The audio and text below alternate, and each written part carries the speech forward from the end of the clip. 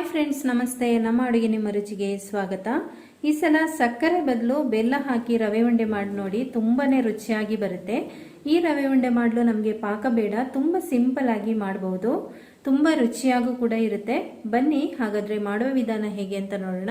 ಆದರೆ ಅದಕ್ಕಿಂತ ಮುಂಚೆ ನೀವಿನ್ನೂ ನಮ್ಮ ಚಾನಲ್ಗೆ ಸಬ್ಸ್ಕ್ರೈಬ್ ಆಗಲಿಲ್ಲ ಅಂದರೆ ದಯವಿಟ್ಟು ಸಬ್ಸ್ಕ್ರೈಬ್ ಮಾಡ್ಕೊಳ್ಳಿ, ಪಕ್ಕದಲ್ಲಿರುವ ನೋಟಿಫಿಕೇಶನ್ ಬೆಲ್ ಕೂಡ ಕ್ಲಿಕ್ ಮಾಡ್ಕೊಳ್ಳಿ.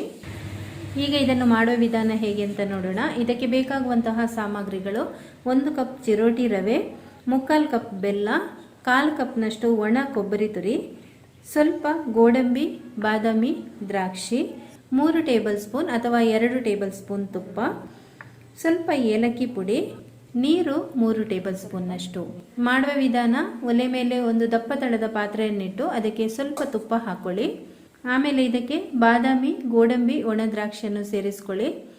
ನಾವು ಒಟ್ಟಿಗೆ ಸೇರಿಸಿರೋದ್ರಿಂದ ಯಾವಾಗ ಇದು ಒಣ ದ್ರಾಕ್ಷಿ ಫ್ರೈ ಆಗುತ್ತೆ ನೋಡಿ, ಆವಾಗ ಇದನ್ನು ತೆಗಿಬೇಕು. ಈಗ ಫ್ರೈ ಆಗಿದೆ, ತೆಗಿತಾ ಇದ್ದೀನಿ. ಇದೇ ತುಪ್ಪಕ್ಕೆ ನಾವು ಚಿರೋಟಿ ರವೆಯನ್ನು ಸೇರಿಸ್ಕೊಳ್ಳೋಣ. ಇದನ್ನು ಸುಮಾರು ಒಂದು 8 ರಿಂದ 10 ನಿಮಿಷ ಮೀಡಿಯಂ ಉರಿನಲ್ಲಿ ಹುರಿಬೇಕು. ಒಳ್ಳೆ ಘಮ್ಮ ಅಂತ ಪರಿಮಳ ಬರುತ್ತೆ, ಕಲರ್ ಸ್ವಲ್ಪ ಚೇಂಜ್ ಆಗುತ್ತೆ ನೋಡಿ, ಆಗ ಇದು ಫ್ರೈ ಆಗಿದೆ ಅಂತ ಅರ್ಥ. ಈಗ ಇದು ಫ್ರೈ ಆಗಿದೆ, ಗ್ಯಾಸ್ ಆಫ್ ಮಾಡ್ತಾ ಇದ್ದೀನಿ. ಈಗ ಇದಕ್ಕೆ ನಾನು ಒಣ ಕೊಬ್ಬರಿ ತುರಿಯನ್ನು ಹಾಕೊಳ್ತಾ ಇದ್ದೀನಿ. ಒಣ ಕೊಬ್ಬರಿ ತುರಿ ಹಾಕಿಬಿಟ್ಟು ಸುಮಾರು 1 ನಿಮಿಷ ಇದನ್ನು ಫ್ರೈ ಮಾಡಿದರೆ ಸಾಕಾಗುತ್ತೆ. ನಿಧಾನ ಉರಿಯಲ್ಲಿ ಫ್ರೈ ಮಾಡ್ಕೊಳ್ಳಿ. ಈಗ ಇದು ಕೂಡ ಆಗಿದೆ, ಇದನ್ನು ತೆಗೆದು ಪಕ್ಕಕ್ಕೆ ಇಡ್ತಾ ಇದ್ದೀನಿ. ಒಲೆ ಮೇಲೆ ಇನ್ನೊಂದು ಸಣ್ಣ ಪಾತ್ರೆಯನ್ನಿಟ್ಟು ಇದಕ್ಕೆ ಬೆಲ್ಲ ಹಾಕ್ಕೊಳ್ತಾ ಇದ್ದೀನಿ. ಆಮೇಲೆ 3 ಟೇಬಲ್ ಸ್ಪೂನ್ನಷ್ಟು ನೀರು ಸೇರಿಸ್ಕೊಳ್ತಾ ಇದ್ದೀನಿ.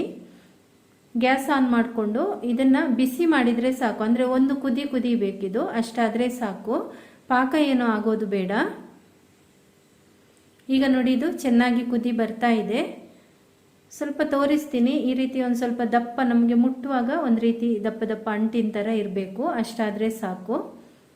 ಒಂದು ಚೆನ್ನಾಗಿ ಒಂದು ಕುದಿ ಬಂದರೆ ಸಾಕಾಗುತ್ತೆ. ಆಮೇಲೆ ಇದನ್ನು ಶೋಧಿಸ್ಕೊಳ್ಳೋಣ, ಇದರಲ್ಲಿ ಕಸ ಏನಾದರೂ ಇದ್ದರೆ ಕ್ಲೀನ್ ಆಗುತ್ತೆ. ಈಗ ಅದೇ ಪಾತ್ರೆಗೆ ಹಾಕಿಬಿಟ್ಟು ವಾಪಸ್ ನಾನು ಒಂದು ಸ್ವಲ್ಪ ಇದನ್ನು ಬಿಸಿ ಮಾಡ್ಕೊಳ್ತೇನೆ. ಹಾಗೆಯೇ ಒಂದು ಕುದಿ ಇದು ಬರ್ತಾ ಇದೆ. ಈಗ ಇದನ್ನು ತೆಗೆದು ಪಕ್ಕಕ್ಕೆ ಇಟ್ಕೊಳ್ಳೋಣ. ಈಗ ಈ ರವೆಗೆ ಬಾದಾಮಿ, ಗೋಡಂಬಿ, ದ್ರಾಕ್ಷಿಯನ್ನು ಸೇರಿಸ್ತಾ ಇದ್ದೀನಿ. ಹಾಗೆಯೇ ಏಲಕ್ಕಿ ಪುಡಿಯನ್ನು ಕೂಡ ಸೇರಿಸ್ಕೊಳ್ಳಿ. ಸ್ವಲ್ಪ ತುಪ್ಪ ಸೇರಿಸ್ಕೊಳ್ಳಿ. ತುಪ್ಪ ಸೇರಿಸೋದ್ರಿಂದ ತುಂಬ ಸಾಫ್ಟಾಗಿ ಬರುತ್ತೆ ಉಂಡೆ. ಚೆನ್ನಾಗಿ ಇದನ್ನು ಮಿಕ್ಸ್ ಮಾಡ್ಕೊಳ್ಳೋಣ. ಈಗ ಇದಕ್ಕೆ ಬಿಸಿಯಾದ ಬೆಲ್ಲದ ನೀರನ್ನು ಸೇರಿಸ್ಕೊಳ್ಳಿ. ಬೇಗ ಸೇರಿಸ್ಕೊಂಡು ಸ್ವಲ್ಪನೇ ಸೇರಿಸ್ಕೊಂಡು ಚೆನ್ನಾಗಿ ಮಿಕ್ಸ್ ಮಾಡ್ಕೊಳ್ಬೇಕು. ಮಿಕ್ಸ್ ಮಾಡ್ಕೊಳ್ಳುವಾಗ ಬೇಗನೆ ಮಾಡ್ಕೊಳ್ಬೇಕು, ಅಂದರೆ ತುಂಬ ಇದು ಆಗ ಅಂಟು ಬರುತ್ತೆ, ಮತ್ತು ಆ ರವೆ ಅದರಲ್ಲೇ ಅರಳಿ ತುಂಬ ಚೆನ್ನಾಗಿ ಸಾಫ್ಟ್ ಆಗುತ್ತೆ ಆಗ.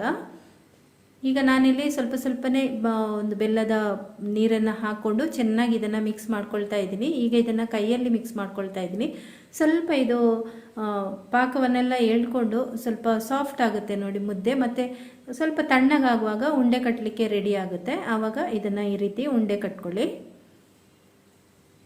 ತುಂಬ ಚೆನ್ನಾಗಿ ಬರುತ್ತೆ, ಇದು ತುಂಬ ರುಚಿಯಾಗಿ ಇರುತ್ತೆ. ಸಕ್ಕರೆಗಿಂತ ನಮಗೆ ಬೆಲ್ಲ ಯಾವಾಗಲೂ ಆರೋಗ್ಯಕ್ಕೆ ಒಂದು ಸ್ವಲ್ಪ ಒಳ್ಳೆಯದಲ್ವಾ, ಅದರಿಂದ ಬೆಲ್ಲ ಹಾಕಿ ಈ ಸರ್ತಿ ರವೆ ಉಂಡೆ ಮಾಡಿ ನೋಡಿ, ತುಂಬ ಚೆನ್ನಾಗಿ ಬರುತ್ತೆ ನೋಡಿ. ಪಾಕ ನಾನು ಎಲ್ಲವನ್ನು ಹಾಕ್ಕೊಂಡಿದ್ದೀನಿ. ಇಲ್ಲಿ ಚೆನ್ನಾಗಿ ಈ ರೀತಿ ಬರಬೇಕು ನೋಡಿ.